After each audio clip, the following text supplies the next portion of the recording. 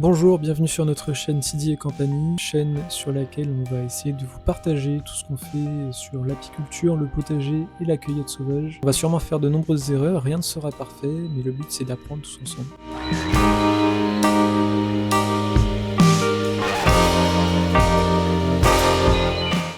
L'hiver c'est une saison particulière parce qu'il n'y a pas grand chose à faire, c'est surtout le moment d'observer et de se préparer.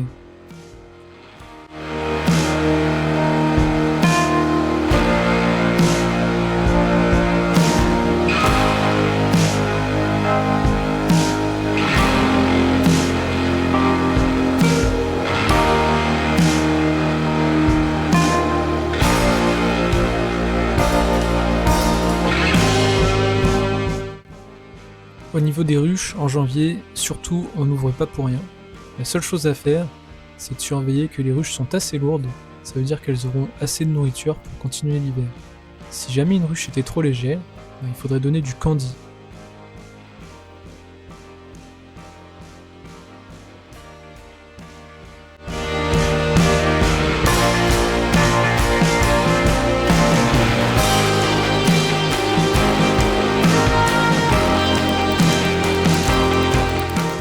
Pendant l'automne, le potager, j'ai rien fait. J'ai laissé toutes les plantes qu'il y avait dans le but qu'elles se dégradent sur place et qu'il y ait de quoi couvrir le sol pour le protéger. Par contre maintenant, je voudrais mettre du fumier et pour ça, il faut que je nettoie un peu. Là, ce que vous me voyez en train de faire, c'est passer un coup de houe sur toute la surface pour aérer mon sol qui est un peu trop compact et me débarrasser de toutes les herbes qui ont poussé.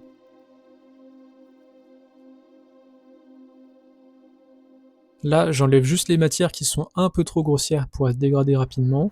Et maintenant, on amène du fumier.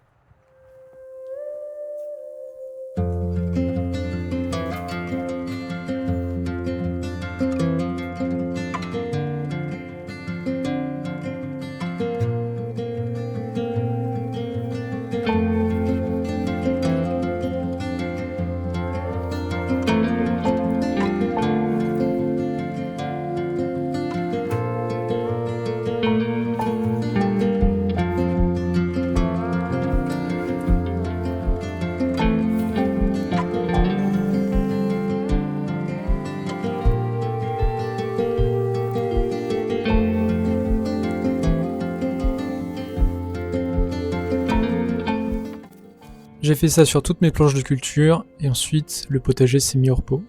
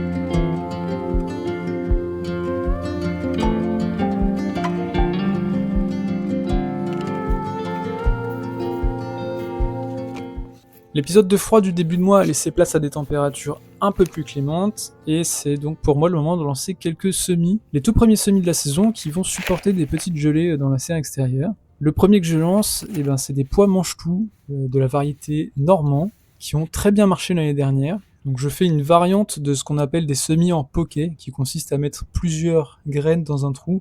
Ici, j'aligne juste 3 graines, ce qui va me permettre, une fois transplantées en pleine terre, de créer une belle ligne de haricots mange-tout.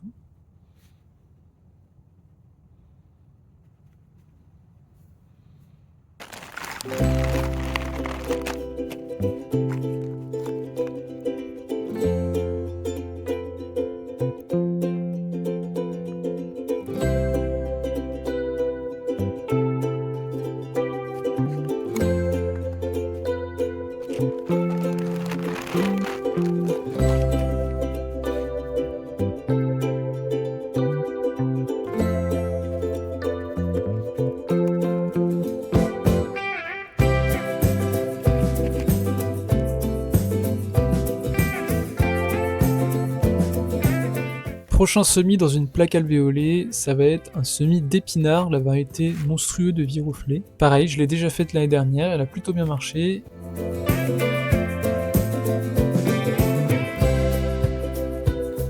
Là, je vais mettre 2 graines par trou, comme ça, s'il y en a une qui ne germe pas, et ben, j'ai quand même des chances d'avoir au moins un plant par emplacement de la plaque alvéolée.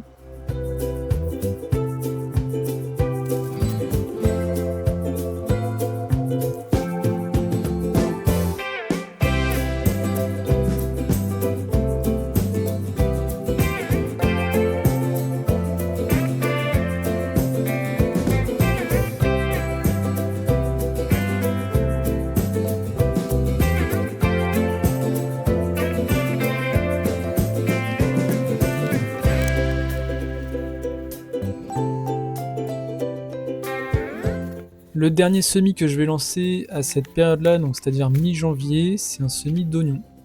Alors le semis d'oignon, pour nous, c'est assez important parce qu'on en mange beaucoup. Et pour cultiver des oignons, vous avez 2 possibilités. La première, la plus courante, c'est de partir de bulbilles que vous allez acheter un peu plus tard et que vous allez pouvoir planter directement. En fait, les bulbilles, c'est quoi ?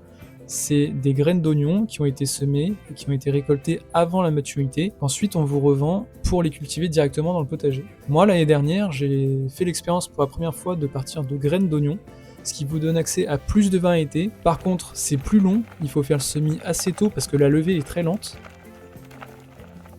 Donc le semis d'oignon, je me prends pas la tête, je prends une grande barquette assez profonde parce qu'il faut de la place pour les racines. Je parsème de nombreuses graines, je rajoute une fine couche de terre un peu tamisée, et c'est parti.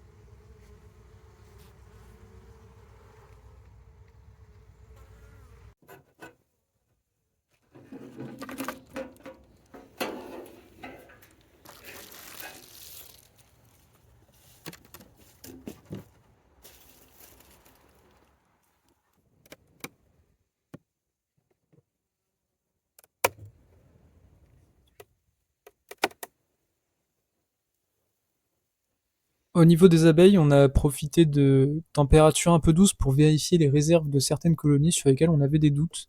Ce qu'on fait, c'est qu'on ouvre très rapidement la ruche et on essaye de voir en haut des cadres si on voit du miel operculé. Donc là, vous le voyez pas, mais il y en avait et on s'est rendu compte que les ruches étaient encore très lourdes, donc il n'y a pas vraiment besoin de nourrir.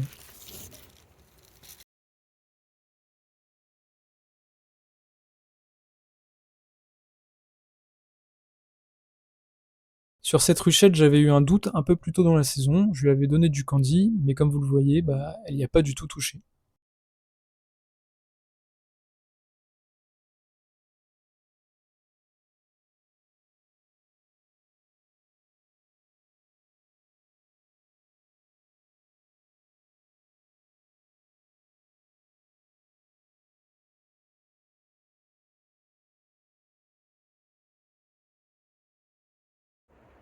On se laisse sur ces images des ruches enneigées.